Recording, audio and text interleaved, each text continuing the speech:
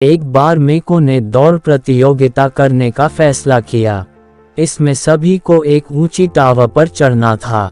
मेंढकों की इस दौड़ को लेकर लोगों में गजब का उत्साह था। इसलिए दौड़ देखने के लिए टावर के चारों ओर भारी भीड़ जमा हो गई थी। तय समय के मुताबिक दौड़ शुरू हुई। भीड़ में किसी को भी इस बात का भरोसा नहीं हो रहा था कि मेंढक टावर पर चढ़ जाएंगे। कोई कहता, अरे ये तो बहुत ही मुश्किल है, ये तो वहां पहुंच ही नहीं सकते। कहीं से आवाज आई, अरे टावर कितना ऊंचा है कि ये वहां कभी नहीं पहुंचेंगे। इसी बीच कई मेंढक चढ़ने में गिरने लगे। कुछ थक गए और दौड़ छोड़कर बाहर आ गए। सिर्फ वही मेंढक ऊपर की ओर बढ़ते नजर आ रहे हैं थे जिन्होंने इस दौड़ को जीतने की ठान ली थी और किसी की नहीं सुन रहे थे।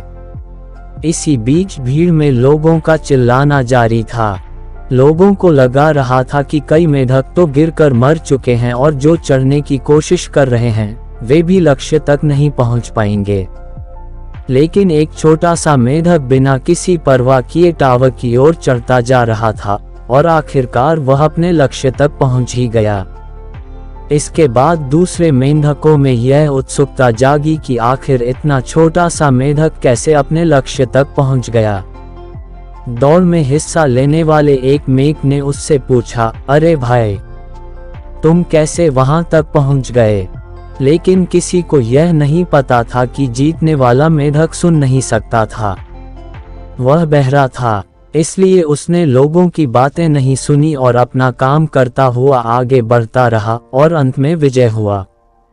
इसीलिए कभी भी यह नहीं सोचना चाहिए कि लोग क्या कह रहे हैं।